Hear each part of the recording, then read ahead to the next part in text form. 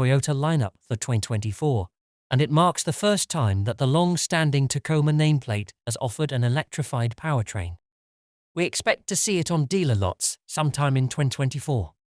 The price of the 2024 Toyota Tacoma Hybrid starts at $47,795 and goes up to $65,395 depending on the trim and options.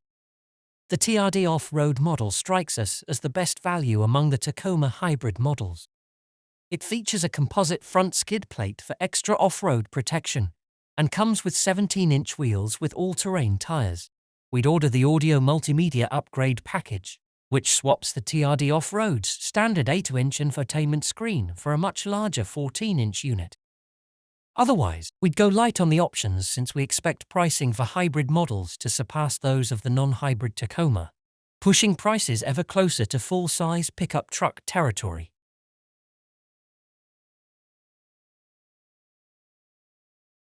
The Tacoma's hybrid powertrain is called iForce Max, and it pumps out 326 horses and 465 pound-feet of torque.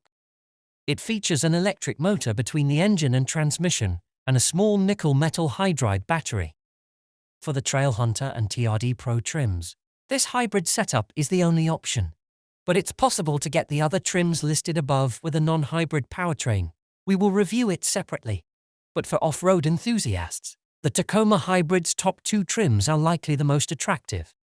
They come fortified with underbody protection, knobby 33-inch Goodyear Territory RT tires, and exclusive suspension components. The TRD Pro, for instance, features a standard disconnecting front anti-roll bar and unique 2 5-inch dampers with remote reservoirs. During our first drive, we were able to sample several models, including a mid-range Limited and a top-spec TRD Pro. On the road, the Tacoma Hybrid's ride is firm but agreeable. The TRD Pro exhibited a surprising amount of refinement, delivering the smoothest ride of the models we sampled. It also proved to be quite capable on a simulated off-road course that included several places where we were able to get the truck slightly airborne to test its bump absorption. We did not have a chance to tackle any technical trails to test the Tacoma Hybrid's overlanding chops, but we've sampled the non-hybrid Tacoma in those scenarios and even chose it over the Chevrolet Colorado ZR2 in a comparison test. While we haven't tested the Tacoma Hybrid at our test track yet, we estimate the 326 horsepower powertrain will be powerful enough to hustle the pickup to 60 miles per hour in as little as 6.5 seconds. The non-hybrid Tacoma needed 70 seconds to hit 60 miles per hour, so the electrified model should be slightly quicker. The hybrid iForce Max is capped at a 6,000-pound tow rating, can carry a payload of up to whopping 709 pounds. The non-hybrid Tacoma tows slightly more with a 6,500-pound maximum, but its payload capacity drops by 4 pounds. The EPA estimates that the Tacoma Hybrid is good for as high as 23 miles per gallon in the city and 24 miles per gallon on the highway. While that city estimate is higher than the regular Tacoma, the highway figure is actually lower than the most efficient non-hybrid variant. When we get a chance, we'll take the Tacoma Hybrid on our 75 miles per hour highway fuel economy route and update this story with its real-world test results. For more information about the Tacoma Hybrid's fuel economy, visit the EPA website.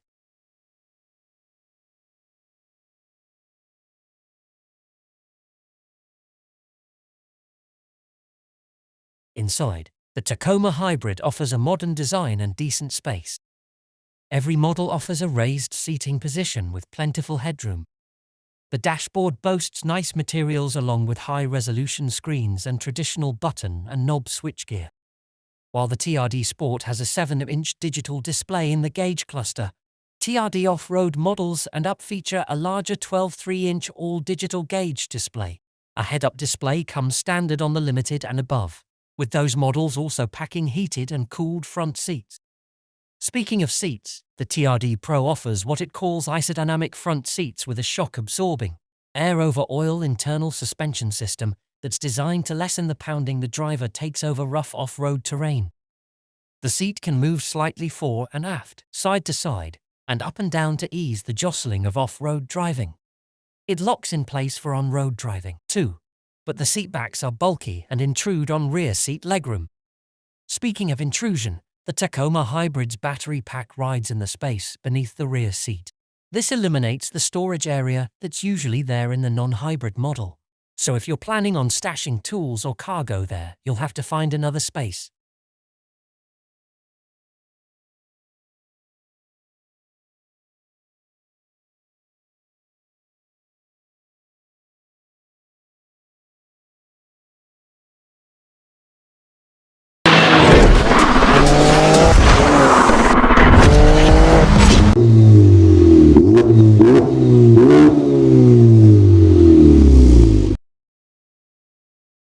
What's new?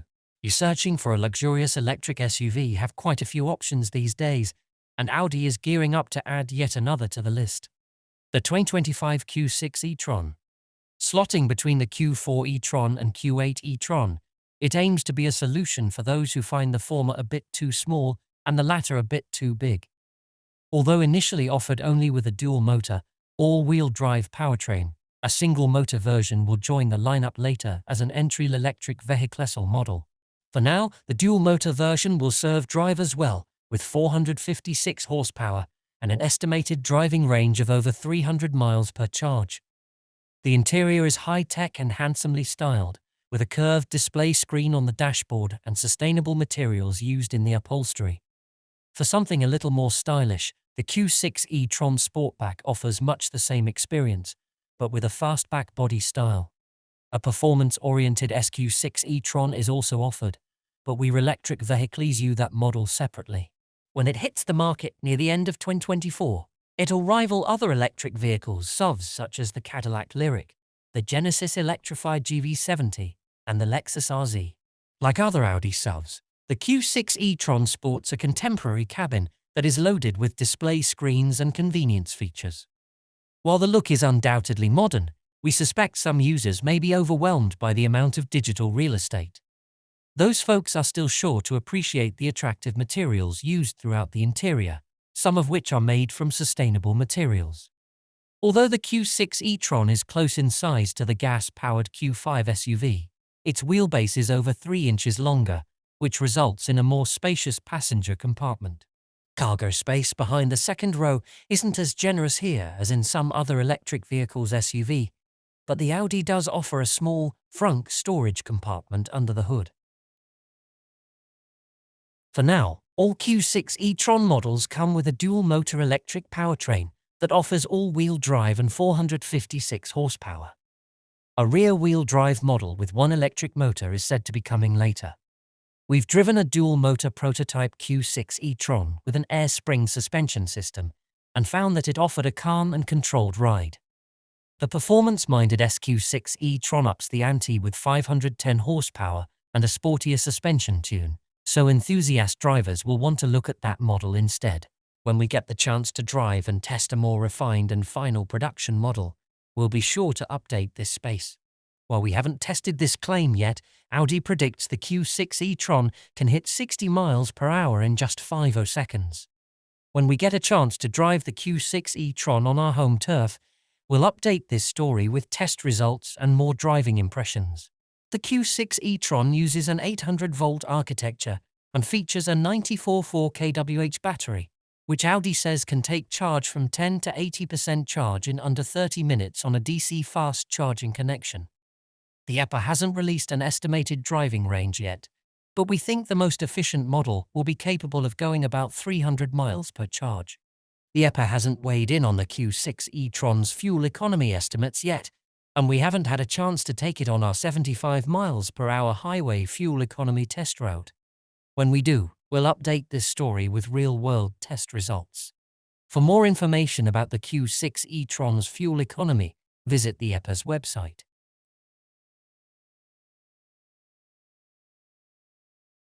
The price of the 2025 Audi Q6 e-tron is expected to start around $66,000 and go up to $81,000 depending on the trim and options. Audi hasn't released information on pricing for the Q6 e-tron yet, but we estimate a starting price of around $66,000. We also expect it to follow Audi's normal trim electric vehicle structure, offering Premium, Premium Plus and Prestige versions, each with varying electric vehicles of luxury. When we find out more information about the Q6 e-tron's price and features, we'll update this story with details.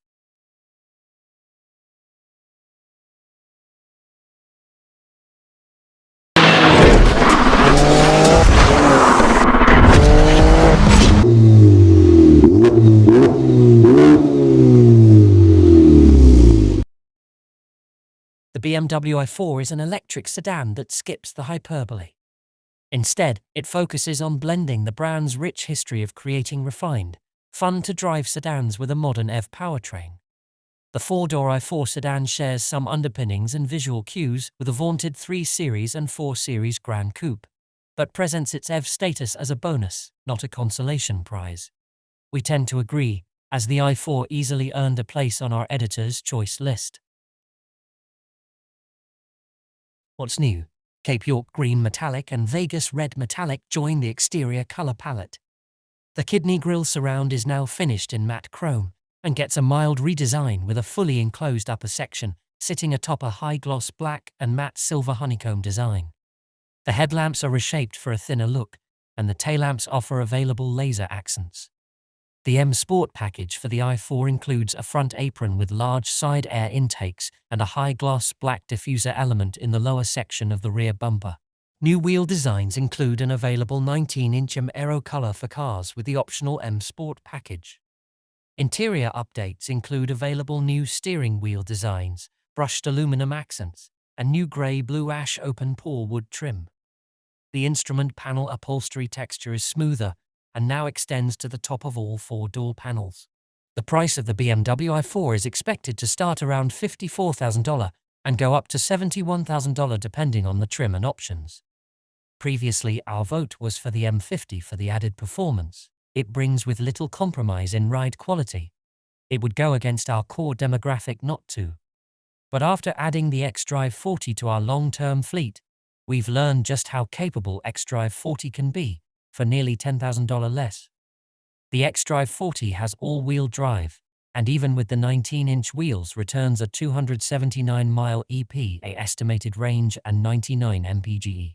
The choice has so far proven successful in our hands, and checking the M50 box on the order sheet is still available for buyers craving the ultimate in i4 performance. The i4 feeds electrons to either 1 or 2 electric motors depending on the model. The eDrive 35 utilizes a single 282 horsepower motor and rear-wheel drive. The eDrive 40 shares the same single-motor rear drive layout, but ups the output to 335 horsepower. The all-wheel drive i4 xDrive 40 model steps up performance with a pair of motors producing a combined output of 396 horsepower and 443 pound-feet of torque. The M50 tops the lineup, its dual-motor all-wheel drive powertrain rated for 536 horsepower and 586 pound-feet. It delivers the immediate and forceful thrust worthy of its M badge, and its lower center of gravity helps it move assuredly, despite weighting more than an M3. The rear drive i4 models roll on a standard set of 18-inch rims, while 19 inches are optional. Conversely, the all-wheel drive M50 is fitted with either 19s or 20s, and it has adaptive dampers and a variable ratio steering system.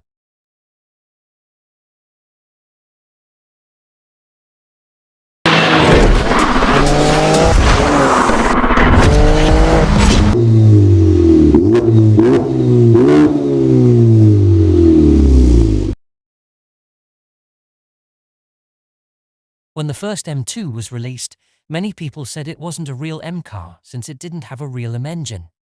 It featured an N55 engine instead of the S55 used in the M3 and M4. But that changed with the M2 competition and CS, which are now among the best sports cars in their class. They shared engine and mechanical components from the bigger M3 and M4 siblings. It was such a success that BMW brought the M2 back for the second generation, and it is more potent than ever. The second gen was shown in 2022 and was fitted with a powerful 58 engine and shared the same mechanical underpinnings as the M3 and M4. This new BMW M2 has become an even more serious sports car that punches way above its weight. But it doesn't get the xDrive all-wheel drive system like its bigger brothers. But BMW has decided to take this further and introduce a CS model, just like the previous generation, and here's what we know so far. The new G87 M2 is now much faster, but is also significantly heavier than the previous car at 3,850 pounds. It is more than 200 pounds heavier than the previous M2, M3 and M4. This is because it gets the full interior and technology features just like other M cars.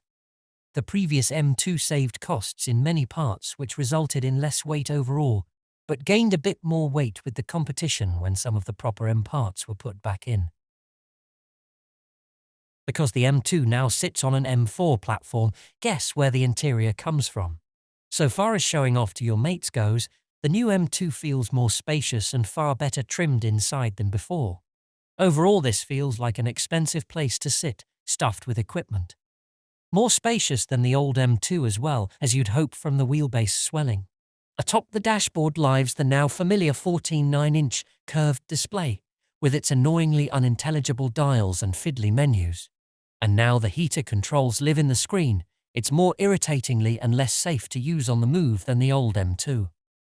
The new one feels more opulent, but it's come at the expense of common sense and user-friendliness, which rivals like the Porsche Cayman and Toyota GR Supra with its, ironically BMW-based interior. As usual for a modern M car, you can avoid delving into the furiously complex screen too often by taking the time to set up your favorite M1 and M2 modes while stationary and armed with the instruction manual. These are then saved and accessible via the little red cat's tongue levers on the steering wheel. As an optional extra, you can spec the carbon fiber seats from the M4, complete with the silly thigh gutter, spoiling your attempts to left foot brake and causing passengers to judge your lifestyle choices. The stock response is, actually they're phenomenally supportive and surprisingly comfortable long distance. Having now sampled both styles of seat, we'd recommend saving a four-figure sum and sticking with the standard seats, which are easier to dismount, plenty supportive enough and very comfortable to boot. Seat heating could be a bit more powerful, mind you. And the illuminated M badges in the headrests are, as always, disgusting. The current M2 started strong with as much power as the previous Gen M3 CS, which made 453 horsepower and 443 pound-feet of torque. The new M2 already makes the same power, but with a little less torque. Now, there are speculations that the new M2 CS could make over 500 horsepower, which should be a close figure. The previous F87 M2 CS made the same power as the M3 competition, but less than the M3 CS, and we expect the same number here. Realistically, the new M2 CS could make as much power as the current M3 competition at 580 horsepower and much more power than any previous M3 and M4. This should be more than enough power for a car of its class, as the base M2 is already a very fast vehicle. BMW's xDrive system is not available for the M2, and this should remain the same for the CS just like the previous generation. Power is not the only change expected. Suspension parts, brakes and tyres are likely to be improved as well. The suspension setup will be stiffened to help the car handle better and control the added performance gains. While M Performance brakes are already available, most people might opt for carbon ceramic brakes for better stopping power. Finally, it should get stickier rubber, most likely Michelin Cup 2 or Cup 2R tyres for better grip.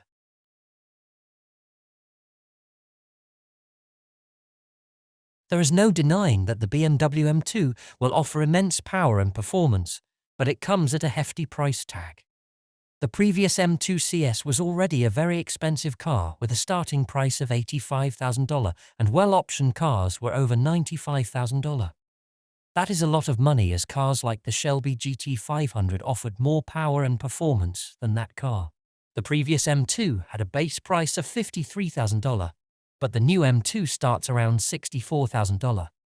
We can safely predict that the new M2 CS will cost over $90,000, and well-optioned ones will cross the $100,000. This is an insane amount for a baby BMW, but this isn't a baby sports car anymore.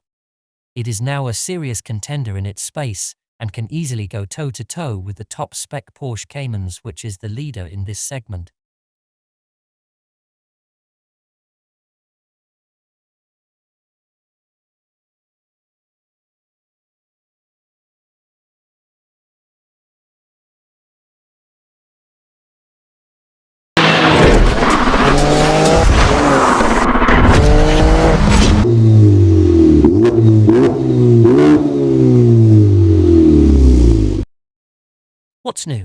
BMW has given the 4 Series Gran Coupe the lightest of styling touch-ups for 2025.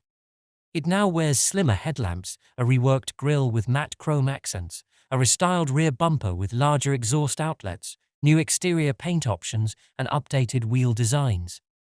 The Gran Coupe's iDrive infotainment system has been updated to improve usability, says BMW, and has a less dense menu structure.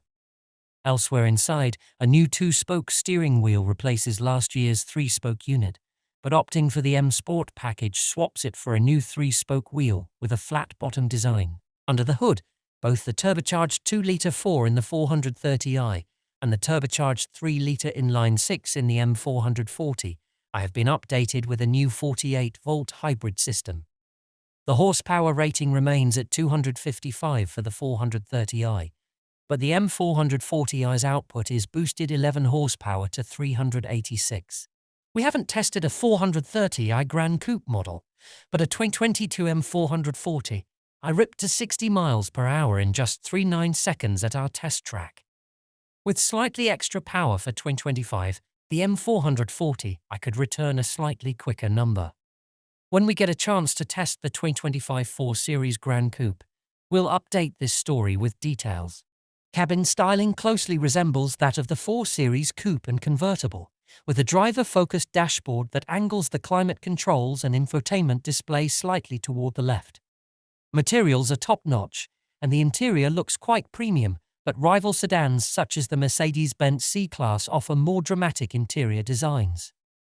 The rear seat is roomier here than on the 2-door 4 Series model, but headroom is snug compared to the more upright 3 Series sedan because of the Gran Coupe's sleeker fastback roofline. The Gran Coupe's trunk offers far more space for luggage, groceries, and other cargo than the 2-door models, but we won't know exactly how much more room until we get one in for testing. The price of the 2025 BMW 4 Series Gran Coupe is expected to start around $50,000 and go up to $63,000 depending on the trim and options.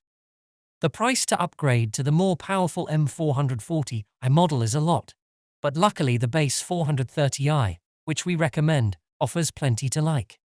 It comes standard with power front seats, a sunroof in-dash navigation, dual-zone automatic climate control, parking sensors, a 14.9-inch infotainment display, and a host of driver assistance features, among other niceties. We'd suggest the premium package too, which adds heated front seats, lumbar support, a heated steering wheel, wireless charging, and ambient interior lighting.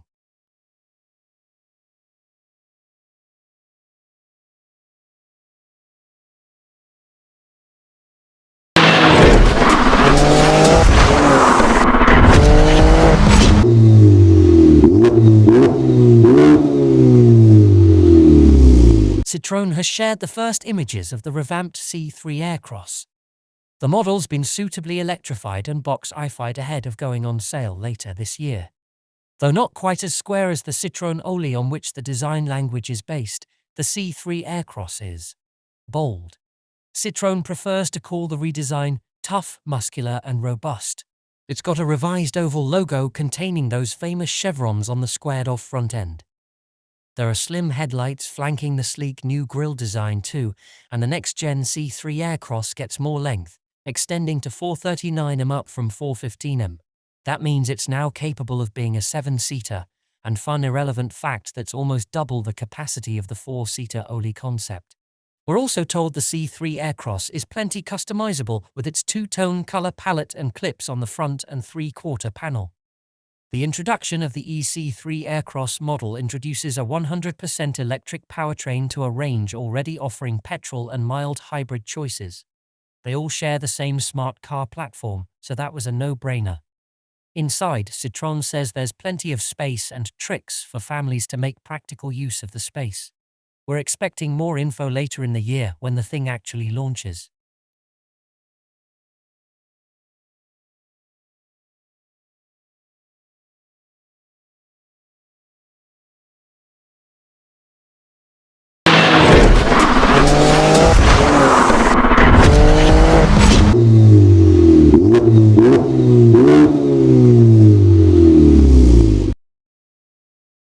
Ford's new mid-size electric Explorer embodies both the automaker's roots and what it strives to become in the future with a clean aerodynamic design and modern features. The only thing wrong with the vehicle is the market where it's launching. Although an electric Explorer will likely sell in Europe, it would more than likely be a huge hit in the US. Just look at the hype the Kia EV9 and EV5 are getting while people are chomping at the bit for a Rivian R1S. The Explorer is already one of Ford's best-selling cars in the United States. Why wouldn't they bring it over, or more realistically make one here? What do you think? Should Ford launch the electric Explorer in the United States too? Maybe with enough interest, Ford will reconsider. The electric variant of the venerable midsize SUV is set to begin production for the European market this summer, and we're expecting it to arrive stateside following its overseas debut. Info is still preliminary, but here's what we know about the 2025 Ford Explorer EV so far. We initially thought that the 2025 Explorer EV would share the same electric motors and battery packs as the Mustang Mach-E, but it will instead ride on a Volkswagen-derived platform.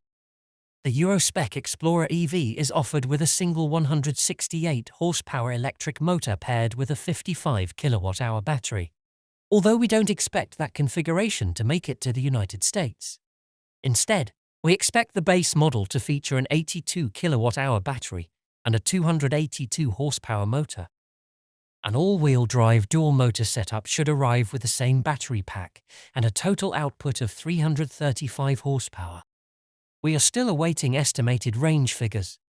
Performance, driving range, and battery specifics are yet to be confirmed for the Ford Explorer, which is due to go on sale in the UK later this year.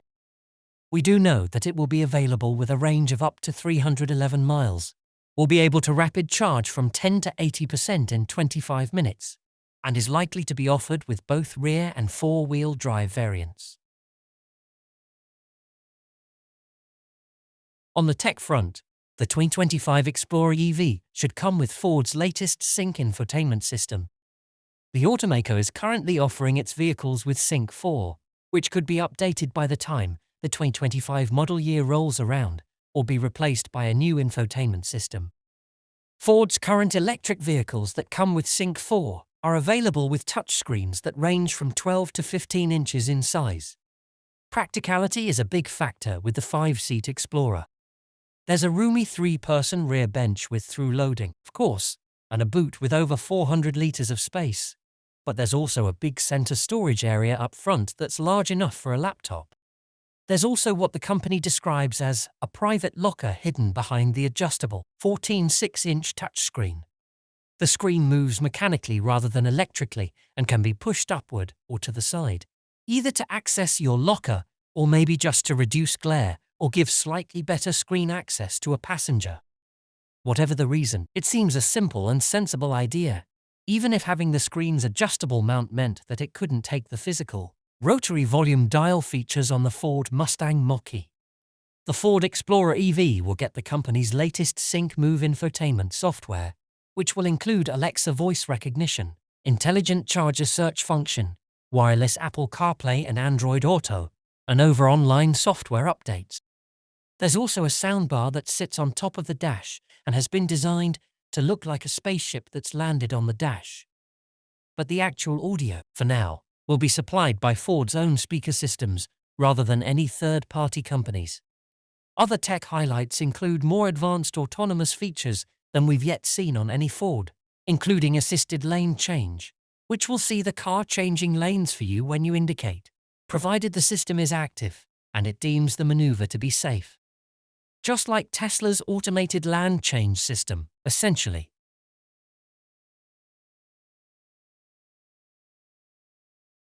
No official release date for the Explorer EV has been announced thus far. Electrek reports that Ford plans to start building the European model this summer, following an 8-month delay. We expect the Explorer EV to arrive in the US sometime in 2025 based on that timeline. Pricing for the SUV remains a mystery, but a good estimate is that the electric vehicle will start at around $50,000.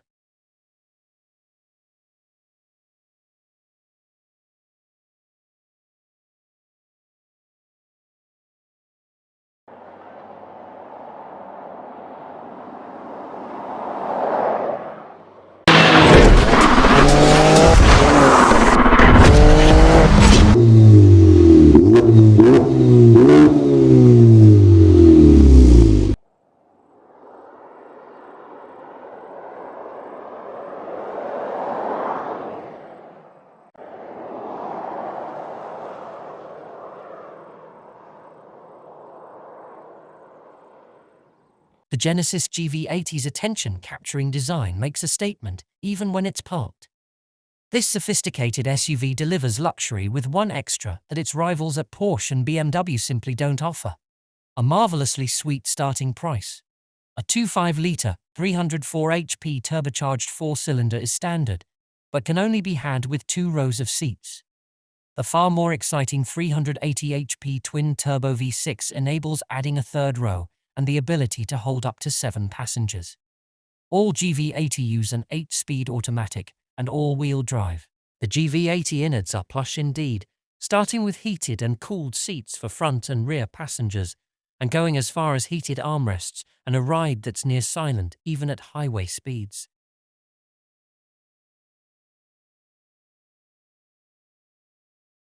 The Genesis GV80 gets updated for new with some meaningful and new equipment. For starters, the twin-turbocharged V6 gains 5 horsepower, now producing 380 ponies and 390 pound-feet of torque. The turbocharged inline-4 returns for 2024 with slightly more, now producing 304 horsepower for base-level GV80. A sportier GV80 Coupe also joins the lineup as a new model year addition, but we review that separately. The GV80 wears a new grille and what the company calls micro-lens array headlamps from the G90 sedan, though their different design does take a moment or two to spot. There are new wheel designs featuring a 20-inch multi-spoke unit and a 22-inch option. Video don't do justice to how rich and elegant the GV80's interior is. Even the lower trims are finished with classy touches like burled wood trim, metal accents, and integrated ambient lighting. The wide-spanning display set into the dash keeps matters upscale, but uncluttered. The front seats are comfortable, supportive, and available with a massage function that feels legitimately relaxing. A standard 3-across bench seat in the second row allows for up to 5 passengers. A third row of seats is an optional feature, but space back there is limited and should be considered a place solely for kids. We fit 13 carry-on suitcases behind the second row, and the GV80 swallowed a total of 28 with the second row folded flat. A slim 27-inch display stretches across the GV80's tailored dashboard. For rear passengers, Genesis also offers a 14-inch rear seat display. Every GV80 also comes with wireless charging, a Wi-Fi hotspot that can accept 5 devices, Android Auto and Apple CarPlay, and 3 years of complimentary Genesis connected services. The more significant upgrades made for are found in the cabin. Gone are the separate instrument cluster and infotainment displays, and in their place sits a 27-inch OLED display. There is also an 18-speaker Bang & Olufsen sound system, fingerprint recognition, a digital rear-view mirror, a new center console, and a 3-spoke steering wheel that ditches the ugly 2-spoke design of the old model.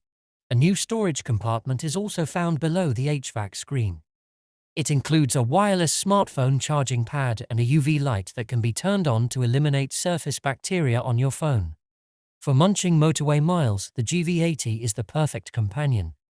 The seats provide excellent support, and the massage function is a godsend. I was also particularly fond of the heated armrests in the center console, but it's a little frustrating they can only be enabled with the heated seats, meaning you can't enable one without the other. There is even a perfume dispenser. The GV80 is also the first Genesis model in Australia to launch with Hyundai's Highway Driving Assist 2 function.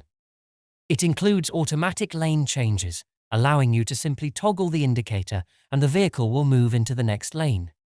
The lane keeping and radar cruise control systems are also superb, and I drove for hours on end along the highway without needing to make any throttle, brake, or steering inputs. The only slight annoyance is the driver attention monitoring system was a little too intrusive for me and would start ringing a chime if I looked anywhere other than straight ahead for more than a couple of seconds. Fortunately, it can be easily disabled. It is also easy to disable the annoying speed limit alarm that rings every time you go 1 km/h over the posted speed limit. Like the front seats, the second row is also extremely comfortable and passengers sitting back there have several creature comforts too. These include heated and ventilated seats, a dedicated temperature control zone, and window shades that can be opened and closed at the touch of a button. The third row is tight and not suitable for adults. However, Genesis has been kind enough to install dedicated climate controls for the rear. It's also nice that the second and third row seats can be folded up or down at the touch of a button.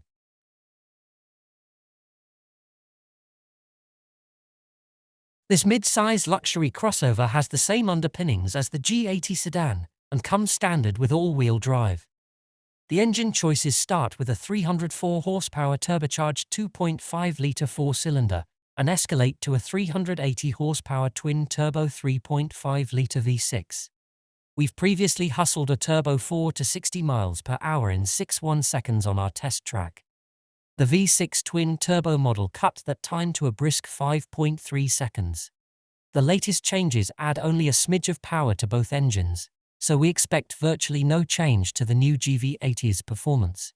Nor do we anticipate any changes to the GV80's impressive ride and handling. Without a doubt, Genesis' efforts to make a large three-row feel athletic in corners are a success. Even at highway cruising speeds across tattered Michigan roadways, it delivers a wonderfully quiet ride. Buyers seeking more thrills could consider a Porsche Cayenne or an Audi SQ8, however. EPA fuel economy estimates for the new four-cylinder GV80 are 19 miles per hour city and 24 miles per hour highway. It loses 1 miles per hour in the city rating compared to the 2024 model, likely due to a mild tweaking that results in a 4 horsepower gain. Going with the V6 reduces those metrics to 16 miles per hour and 22 miles per hour, respectively. Again, the slight drop in fuel economy is countered by minor 5 horsepower increase. We haven't had the chance to put the updated GV80 through our 75 miles per hour highway fuel economy test, but the previous GV80 with the Turbo 4 over-delivered by a touch, returning 25 miles per hour highway. For more information about the GV80's fuel economy, visit the EPA's website. The price of the new Genesis GV80 is expected to start around $59,000 and go up to $84,000 depending on the trim and options. All GV80 come bearing plentiful standard features including navigation, a 27-inch infotainment touchscreen, heated front seats, wireless charging, and a power liftgate. There is no poor choice here. We're big fans of the extra power provided by the twin-turbo 3.5-litre V6, which costs approximately $8,000 over the base 2.5 model. We'd also opt for the Prestige trim that upgrades to Napa leather seating, adjustable rear seats with heated and cooled cushions, and 22-inch wheels.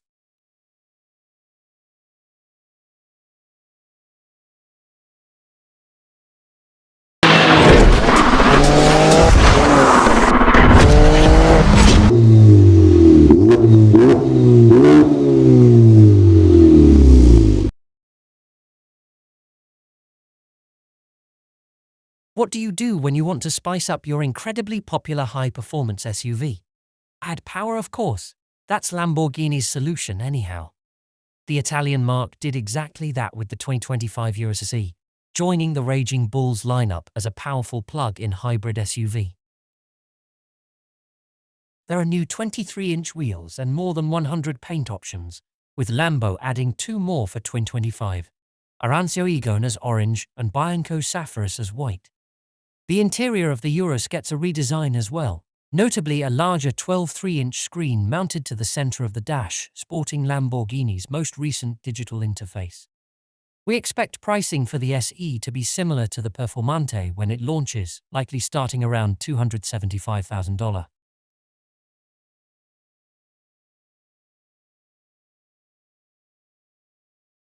Lamborghini describes the SE as having 2 hearts, thanks to the new electric powertrain pairing up with a standard combustion block.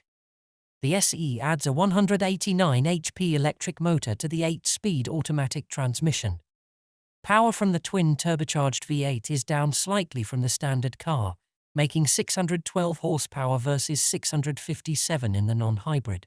Only time will tell whether the reduction is due to a mechanical limitation with the transmission, or if Lamborghini is holding back for a future higher performance variant. We'd put our money on the latter. In any event, the SE churns out a combined 789 horsepower and 701 pound-feet of torque, thundering from 0 to 62 mph in a claimed 3-4 seconds. That makes the SE 0.1 seconds faster than the standard Urus S, though it loses out to the Urus Performante by the same margin. The SE should be capable of traveling just over 30 miles in electric-only mode, thanks to a battery tucked under the floor that car and driver estimates to be 21.8 kWh. The top speed in EV mode tops out just under 81 mph compared to the vehicle's overall top speed of 194 mph. Changes didn't stop with the electrified powertrain. Lamborghini has sprinkled modest updates throughout the rest of the vehicle. The front end features minor tweaks to the hood that supposedly take after the new Revuelto sports car, while the cargo hatch at the rear has been redesigned to take after the Gallardo.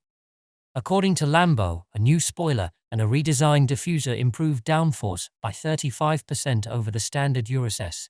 Revised aerodynamics under the car also improve cooling to the braking system. If you like what you see, we have good news. Deliveries of the Urus SE will begin before the end of 2024.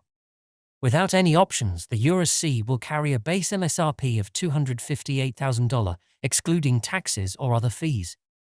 By comparison, the 2024 Urus S starts in the region of $235,000, around 10 grand more than the regular non-Urus it replaces.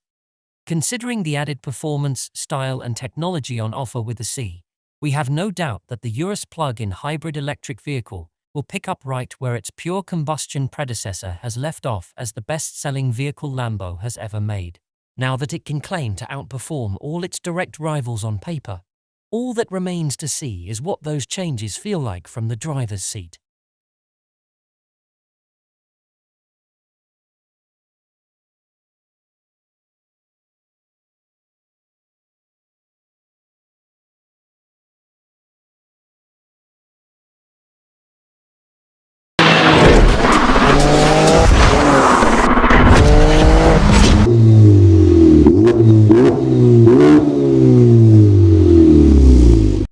Unveiled in Europe, the CX-80 is also available with 3.3-litre inline 6-cylinder diesel and petrol power, both combined with a 48V mild hybrid system. At close to 5 meters long with a wheelbase in excess of 3 meters, the 3-row CX-80 is appreciably longer than its 2-row CX-60 stablemate 4.7 meters long 2.9 meters wheelbase. The CX-80 features 2 second-row configurations. A 2-2-2 setup with a pair of captain seats and broad console in the center for 6-seat capacity, or a more conventional 2-3-2 7-seat arrangement. In both cases, third-row seats fold flat to enhance available cargo space. Mazda Connected Services is on board and accessible through the My Mazda app while, as the name implies, a new trailer hitch view helps with positioning the vehicle while preparing for towing. Suspension is by double wishbones at the front and multilinks at the rear, with the permanent all-wheel drive system biased towards the rear axle for a default rear-wheel drive driving feel. Like the CX-60, the CX-80 is equipped with Mazda Intelligent Drive Select, offering multiple drive modes including a pure EV setting in the PHEV. Crash avoidance safety tech includes active cruise control with a new unresponsive driver support feature, AEB with new head-on collision mitigation, and lane keeping assist with the addition of head-on traffic avoidance assist. For reference, the closely related CX-60 ranges from $6,550 before on-road costs for the entry-grade Evolve petrol to $86,800 for the flagship Azami PHEV. So we're estimating a price spread from the high $60,000 bracket to just over $90,000 for the top spec CX-80.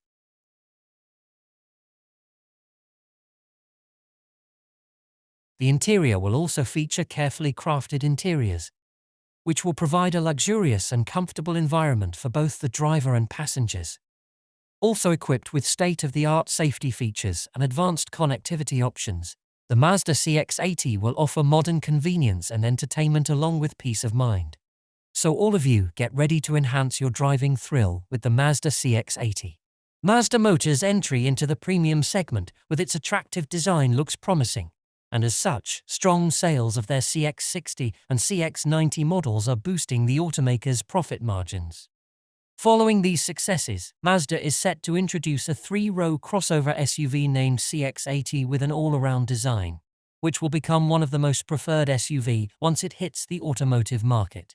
Also, let us tell you this SUV will also include many connectivity features, such as Apple CarPlay and Android Auto, Bluetooth connectivity, a navigation system, wireless charging, smartphone integration, voice recognition, Wi-Fi hotspot, USB port, 5G connection, and much more. With all these features, the CX-80 will make your journey even more wonderful. As we have already told you, this Mazda CX-80 will be completely new, so we can expect its interior design will be even better than the current models of Mazda Motor. But nothing much has been said about it yet from the company. But according to some information and research, we can give you some basic information about the design done in its interior. We can expect the Mazda CX-80 to be a large SUV known for its commitment to driver centricity and high-end interior design. The CX-80 will be equipped with an intuitive infotainment system, which may include a touchscreen display with user-friendly controls for navigation, audio, and connectivity features. It will include a well-organized and easy-to-use dashboard, center console controls, and a comfortable driving position.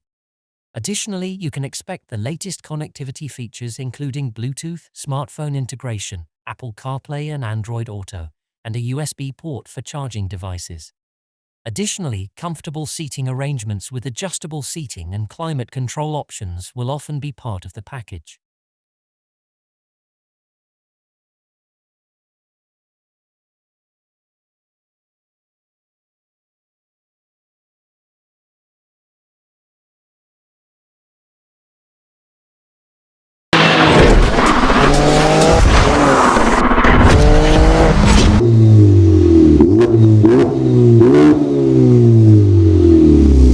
Launched in Europe in March 2023, the Ace X is a two-row, five-seat compact SUV based on the Renault-Nissan-Mitsubishi Alliance CMF-B platform and supplied by Renault.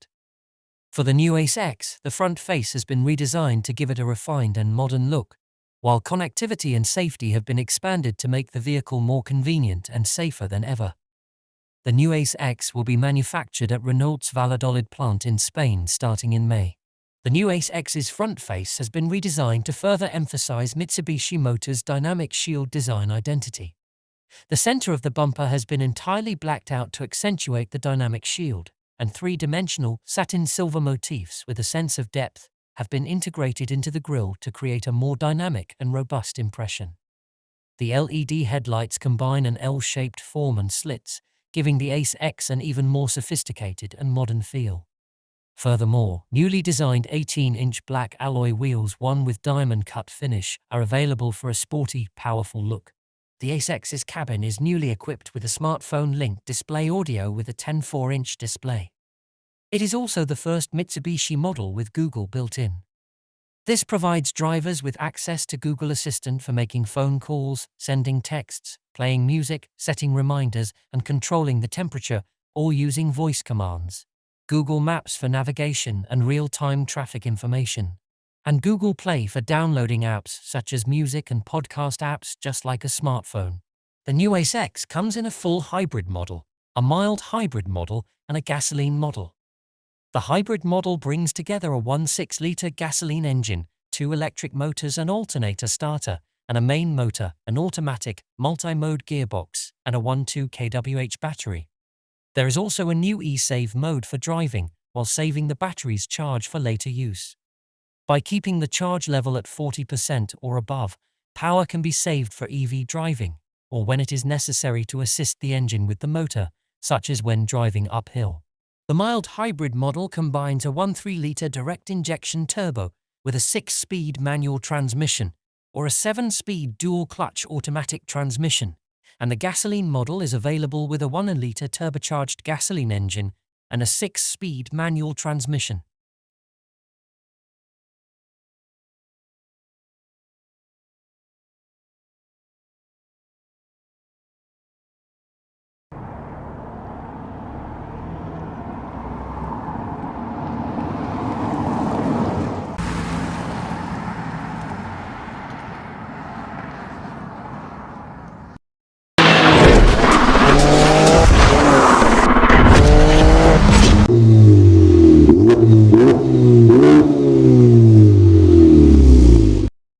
Fun fact: the Toyota Camry is not an all-new car. Despite looking new, the car you see before you is essentially a very heavy refresh of the previous generation Camry.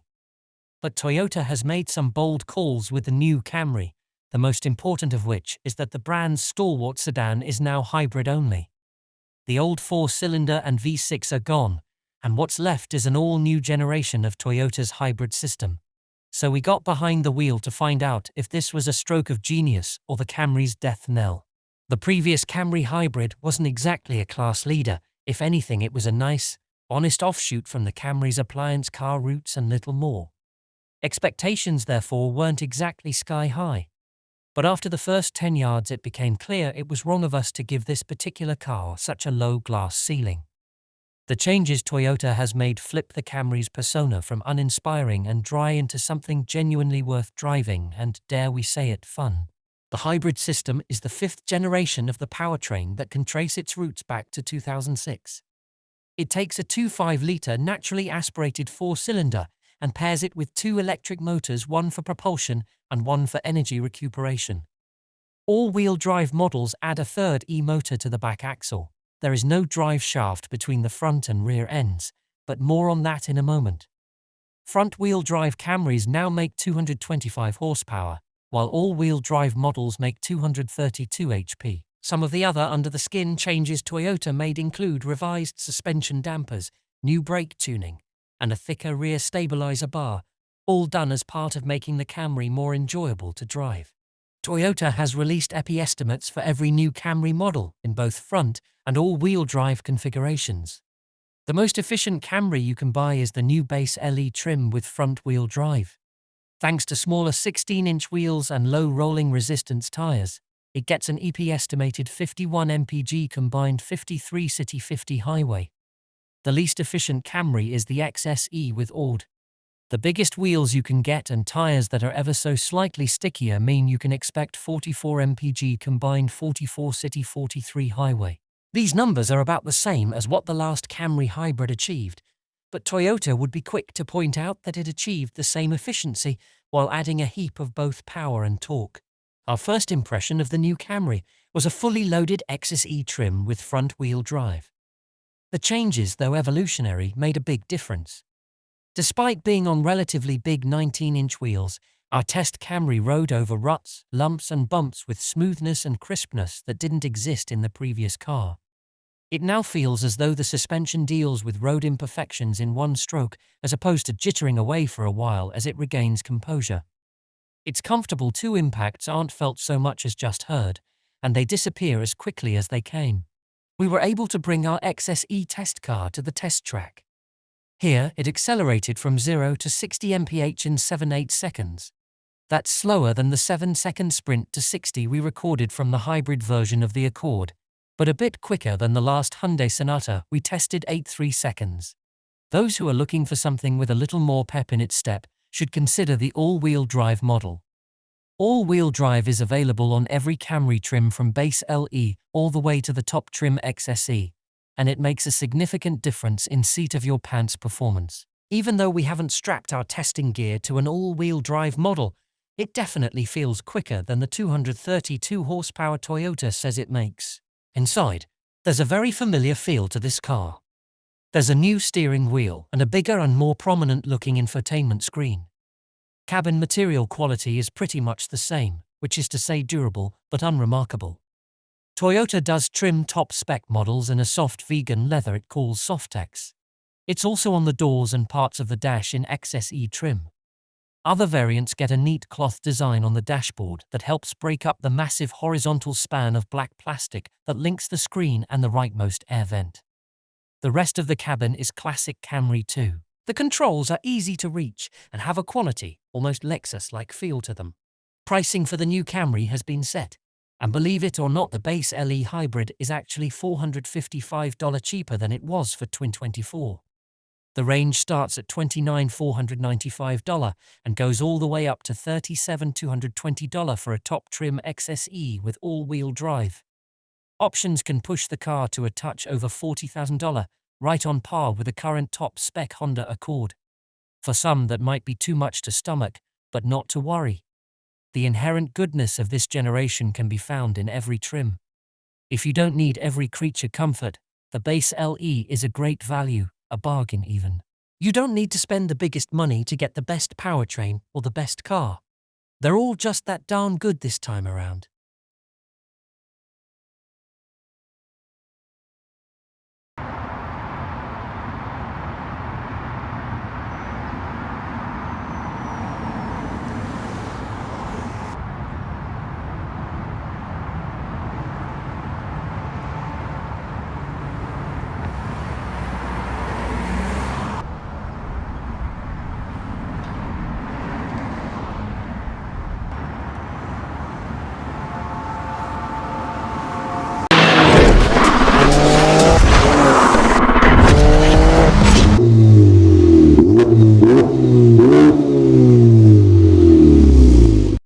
New look exterior and interior.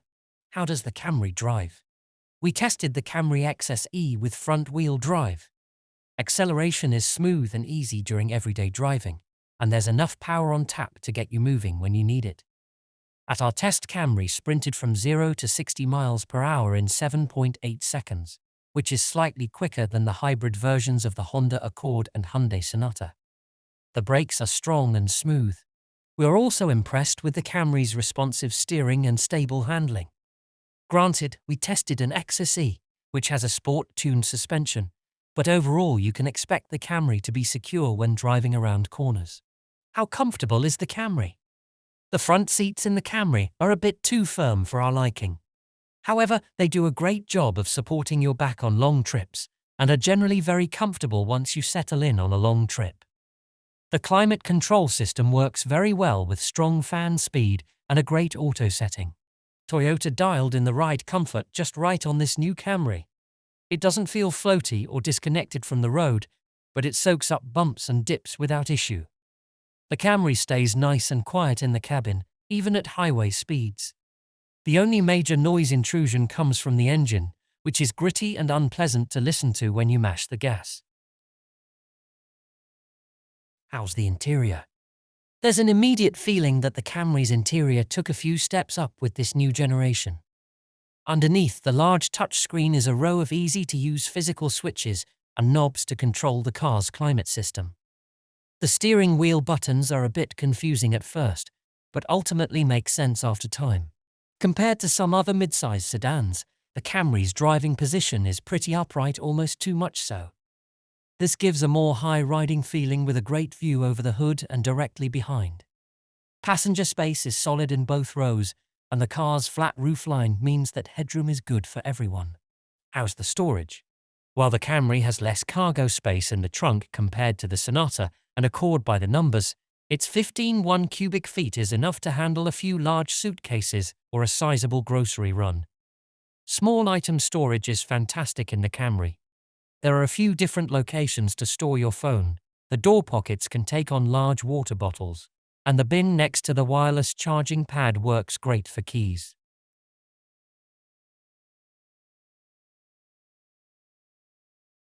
No more Camry Hybrid, but they're all hybrids.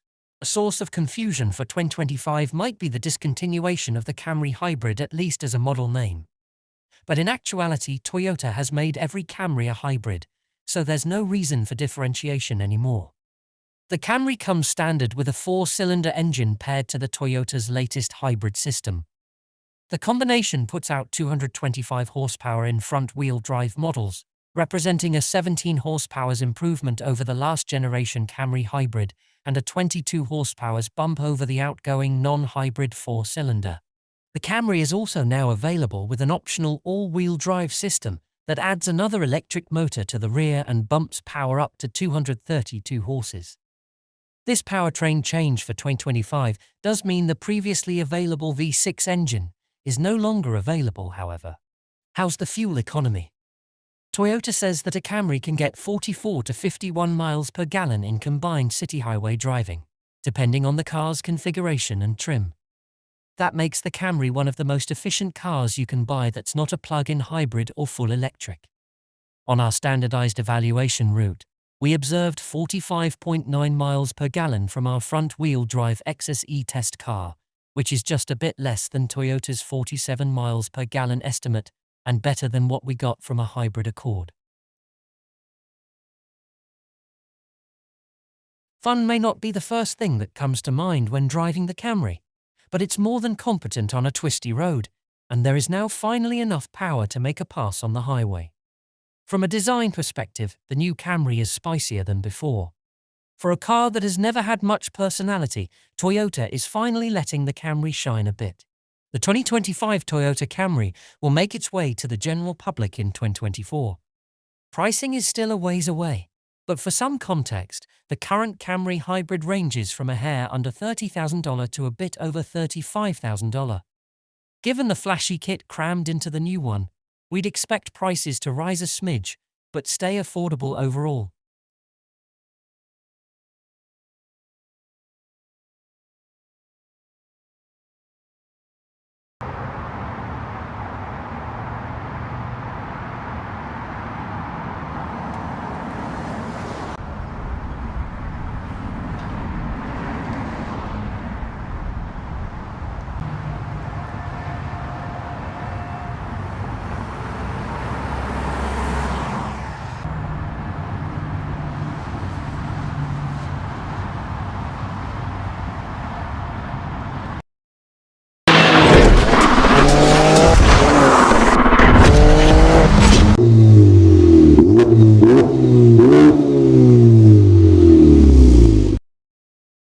It might not be the most exciting choice, but the Toyota Camry Hybrid is popular for its affordability, spaciousness, and efficiency.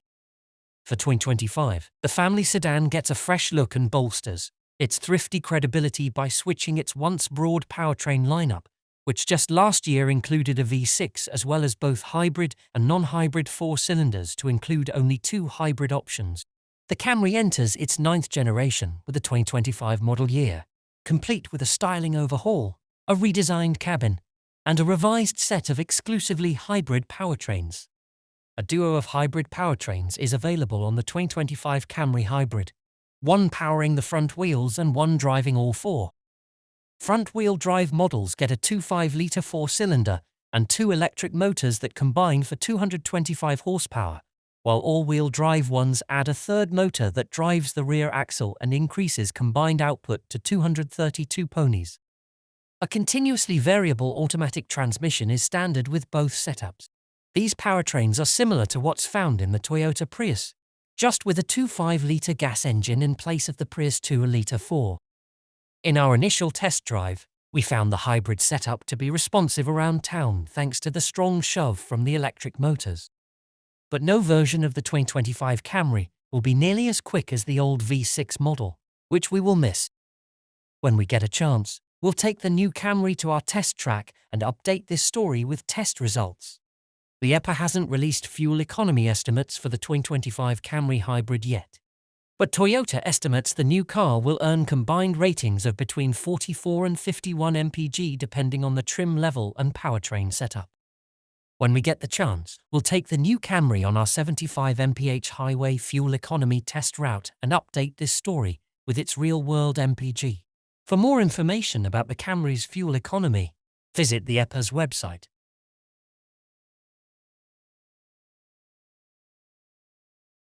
Inside the Camry Hybrid's spacious interior, there's plenty of room for adults to get comfortable in the front and back seats. The dashboard design is highlighted by a large trim piece that stretches from the passenger's side to the infotainment display. Cloth upholstery is standard, as is dual-zone automatic climate control and rear air vents. XLE and XSE models add leather upholstery, heated seats, a heated steering wheel, ambient lighting, acoustic laminated glass, an auto-dimming rear-view mirror, and adjustable rear seat headrests. The standard infotainment display is an 8-inch unit, but the SE offers a larger 12.3-inch unit as an option, and the larger display is standard on the XLE and XSE models. Either way, both screens run Toyota's latest software interface, which we found intuitive and quick. All models come with a digitized gauge display too, but only those top 2 trims get the larger 12.3-inch fully digital version. Apple CarPlay and Android Auto are standard across the board and work wirelessly on all trims.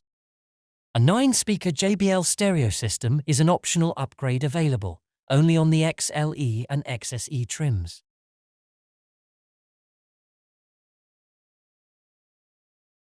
The price of the 2025 Toyota Camry starts at $29,495 and goes up to $35,695 depending on the trim and options. The Camry's starting price is a bit higher than before because of the new hybrid-only lineup, but the base LE is cheaper than the previous generation hybrid. Of the 4 models that Toyota will offer at launch, the LE has the highest fuel economy estimates due to its smaller wheels. It has a firmer suspension setup and more standard features, and it offers many of the most desirable add-ons such as the larger infotainment screen and the more powerful all-wheel drive powertrain as optional extras.